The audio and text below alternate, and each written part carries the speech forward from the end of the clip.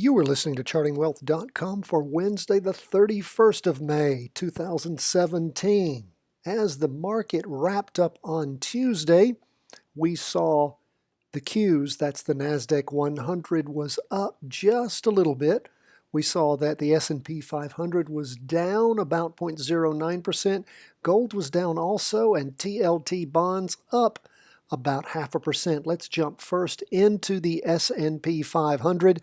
We can see on our weekly chart that we're still in a confirmed down move on the S&P 500 on the weekly chart, which means, yes, we have seen up movement over many weeks, but it's not been strong enough to rotate our weekly trend line over. We did have a 2-day crossover going up, and that has not been strong enough. That occurred back on the 25th of May, last Thursday, but that has not yet been strong enough to pull our weekly over. So we again are still in a confirmed down move on the big chart, up move on the medium chart, and actually the market closed below the 2-day trend line. So we do not have a trade in the S&P 500 right now. Those of you who want to know how we do the trading that we do, how we make our decisions and do our charting, please go to our website, chartingwealth.com, sign up for our newsletter that we send out every day that includes this video and also other very important information that includes, and I'll explain the other things later in this video, but it includes, most importantly for you, our how to read a stock chart video, which is how we do it, why we do what we do, and how well it works. Okay, let's keep pushing through. Next, we're going to go back to our weekly chart. We're going to take a look at the Qs. What is that? Well, that's the Nasdaq 100.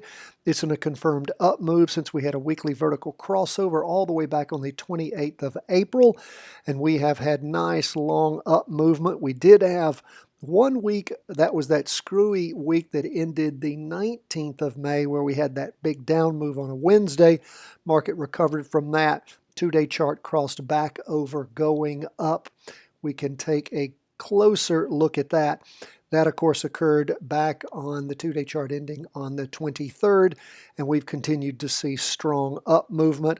Another day of up movement, 0.08%. We do still have the derivative oscillator in the negative on that 2-day chart, which is weird, but of course our price percent oscillator, which is our big one, continues to move up. We've continued to see significant price appreciation since somewhere around about 134 all the way up to 141.26. So again, that is very nice movement over the month. Of course, there were many that looked to get out over that 4-day period between the 2-day candling on the 19th and the 23rd, but then we had that rotation back over and the moves going up. We'll continue to push through these charts. Again, it's good to see things like the Qs. Let's go back to our weekly chart, and we're going to take a look at TLT, up 0.5% for the day, 0.49%. Of course, we had that rotation over going up all the way back on the weekly chart back on the 3rd of February. Had some up movement, down movement. Then we started with strong up movement on the week ending the 24th of March. That moved on up until sometime around the week ending the 21st of March. We had 3 weeks of down movement. Then we rotated back over, going up again. That 2-day chart rotated over, going up right there toward the end of the week on the 19th, Friday the 19th of May. And of course, we had a couple of days of some sideways movement in the last 2 candles going up nicely. If we look at our 4-hour chart, of course, we saw that over the last 2-day candles, we had that crossover at noon on Tuesday the 30th, moving things up. And we've continued to see upward movement after that morning move. We saw more movement in the afternoon after we had that rotation over. So continue to keep your eye on. Hopefully, if you weren't already in, you jumped in on that 4-hour rotation after the pullback going up. After the morning session, we'll continue to see how our bonds do. We've had some nice appreciation and some rollbacks, but again, as long as those trends continue, we like to see it. Like we said, we have both our weekly and our 2-day charts in those up moves. And again, those who want to know why we do what we do, how to read a stock chart video available for subscribers to our newsletter.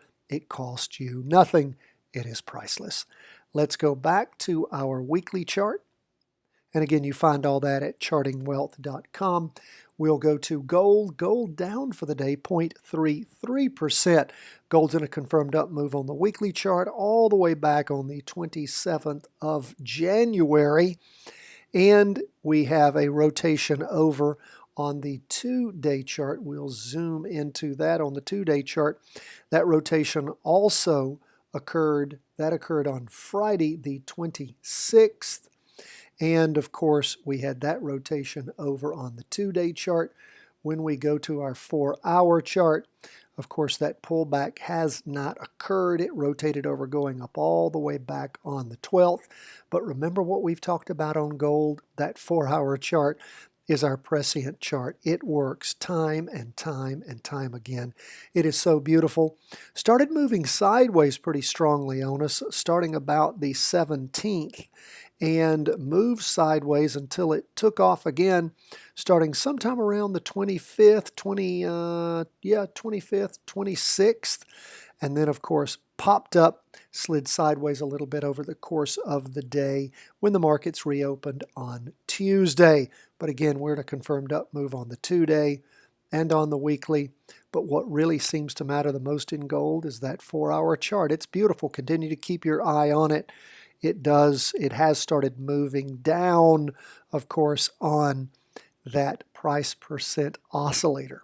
But lastly, I do want to just remind you, if you've not already signed up for our newsletter, when you sign up, you get not only our How to Read a Stock Chart video, you also get links to our trade worksheet, our daily market worksheet, and our weekly market worksheet. We want you to have all of those, plus the layout that we use at freestockcharts.com. The operative word on all these things is free. We don't charge you for any of this information. And I'm telling you, my friends, if you want to get good at how to read stock charts, and that's really what it is all about. We all want to be value investors. Of course, you want to buy things that are worth what you're paying for them, but you don't want to pay too much. And if you look at something like the chart we're currently looking at, with gold, who would want to buy gold at a high point only to watch it go from 122.27 all the way down to 116.30 when you could buy it at 116.30 or so and ride it all the way up to 120? So again, what we try to do is read these stock charts and make intelligent decisions on when's a good time to buy, when's a good time to sell, when's a good time to hold. And it's not that difficult. It takes you about 10 minutes a day.